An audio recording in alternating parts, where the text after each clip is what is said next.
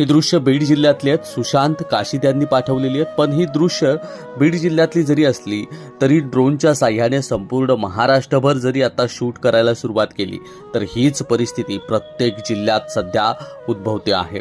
नद्या नाल्यांना प्रचंड पूर आलेला आहे. एकीकडे जर बघितलं तर प्रत्येक दिवशी ढगफुटीसारखा पाऊस पडतो आहे आणि शेतकऱ्याची अवस्था सुद्धा अत्यंत बिकट झालेली पाहायला मिळते आहे.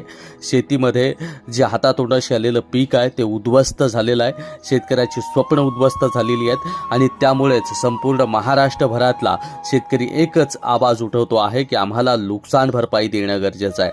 आणि सरकारनं आता पंचनामे करण्यापेक्षा शेतकऱ्यांनी ई पीक पाहणी केलेली आणि त्या अनुषंगाने सध्या नुकसान भरपाई देणं गरजेचं आहे. आणि प्रचंड नुकसान शेतकऱ्यांचं झालेलं आहे. हातातोंडाशी आलेलं पिकं गेलेली आहेत, जनावरं वाहून गेलेली आहेत. अशा सर्वच घटना सध्या या पावसामुळे घडत आहेत. आणि बांधवांनो, हा व्हिडिओ संपूर्ण महाराष्ट्रभर पोहोचवा आणि शेतकऱ्यांना मदत होईल यासाठी सपोर्ट करा.